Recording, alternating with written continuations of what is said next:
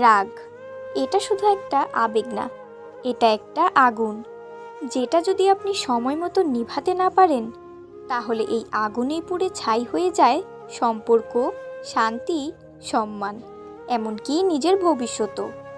রাগ একটা অনুভূতি, কিন্তু আমরা এটাকে বানিয়ে ফেলি অভ্যাস। আজকাল মানুষ খুব সহজে রেগে যায়, তুচ্ছ কারণে সম্পর্ক ছিন্ন করে, ছোট কথায় গালমন্দ করে বসে, তারপর একা ঘরে বসে আফসোস করে আমি যদি চুপ থাকতে পারতাম।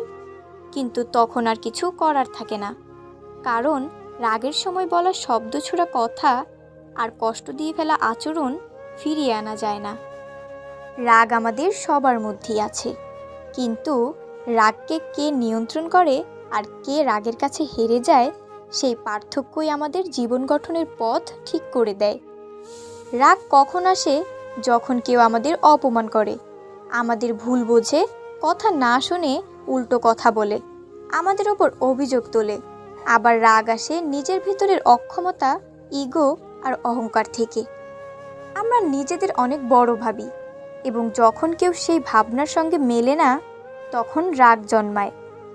কিন্তু আপনি কি জানেন, রাগে কখনো সমস্যার সমাধান হয় না, বরং রাগ সমস্যা আরও বাড়িয়ে দেয়।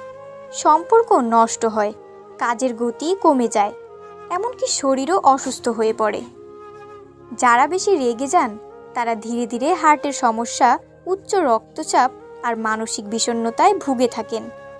কারণ রাগ আমাদের শরীরের ভিতরে নেগেটিভ হরমোন তৈরি করে, যা আমাদের ধ্বংসের দিকে নিয়ে যায়। তাহলে উপায় কি? রাগের ঔষধ কি? এটা কোনো ট্যাবলেট না, কোনো ডাক্তারের প্রেসক্রিপশন না। এই ঔষধ আছে আপনার ভেতরে, শুধু খুঁজে বের করতে হবে। প্রথমত, যখন আপনি রেগে যান তখন সাথে সাথে চুপ হয়ে যান। কিছু না বলাই সেই সময় সবচেয়ে বুদ্ধিমানের কাজ। আপনি তখন যদি কথা বলেন, আপনি যা মন থেকে বলতে চান না তাও বলে ফেলবেন। এরপর অনুশোচনা আপনাকে কষ্ট দেবে, তাই চুপ থাকুন। পানি খান, কিছুক্ষণ হাঁটুন, স্থান পরিবর্তন করুন, নিজেকে একটু সময় দেন। এটা খুব শক্ত, কিন্তু ধীরে ধীরে অভ্যাস করলে সহজ হয়ে যাবে। দ্বিতীয়ত, বুঝতে চেষ্টা করুন আপনি কেন রেগে যাচ্ছেন। সেটা কি মানুষটা আপনাকে ইচ্ছা করে কষ্ট দিচ্ছে, নাকি আপনি নিজেই অতিরিক্ত সংবেদনশীল হয়ে যাচ্ছেন? অনেক সময় রাগ আসে ভুল বোঝাবুঝি থেকে। কেউ একটা কথা বলল আর আপনি ভেবে নিলেন সে আপনাকে অপমান করেছে, কিন্তু বাস্তবে হয়তো সে আপনার ভালোর জন্যই বলেছিল। তাই পরিস্থিতি বিশ্লেষণ করতে শিখুন। তৃতীয়ত, নিজেকে প্রতিদিন একটু প্রশিক্ষণ দিন। প্রতিদিন সকালে 2 মিনিট চোখ বন্ধ করে ভাবুন, আজকে যদি কেউ আমাকে অপমান করে আমি কি করব। মানসিকভাবে প্রস্তুত থাকলে রাগ সহজে আসে না, নিজের ভেতর শান্ত থাকার শক্তি তৈরি হয়। আর একটা জিনিস সবসময় মনে রাখবেন, আপনি যদি কাউকে ক্ষমা করতে না পারেন তাহলে আপনি নিজের ওপরই অত্যাচার করছেন। কারণ আপনি যত রাগ ধরে রাখবেন আপনি তত বিষাক্ত হবেন। রাগ কখনো অন্যকে কষ্ট দেওয়ার জন্য যথেষ্ট নয়। রাগ শুধু নিজের শান্তি নষ্ট করে। তাই ক্ষমা করতে শিখুন, ভুলে যেতে শিখুন। সবচেয়ে কার্যকর ঔষধ হচ্ছে প্রার্থনা। যখনই আপনি নিজের রাগ নিয়ন্ত্রণ করতে পারছেন না, চুপ করে বসে আল্লাহর কাছে বলুন, হে আল্লাহ, আমাকে শান্ত করুন। আপনার ভিতরের আলো জ্বলবে, আপনি নিজেই নিজের ভিতরের আগুন নেভাতে পারবেন। রাগ নিয়ন্ত্রণ করার মানে এই নয় যে আপনি দুর্বল, বরং আপনি অনেক বেশি শক্তিশালী।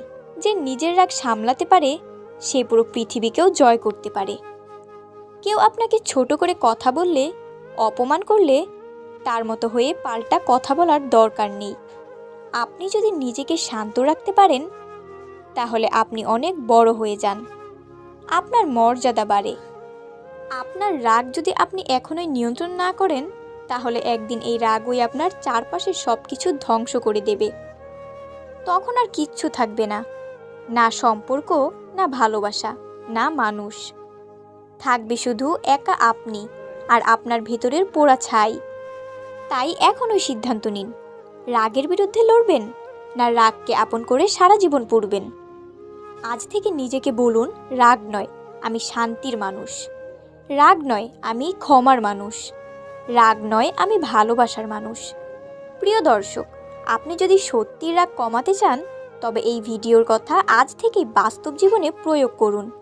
প্রথম দিনেই পারফেক্ট হবেন না, কিন্তু চেষ্টা করলেই পরিবর্তন শুরু হবে।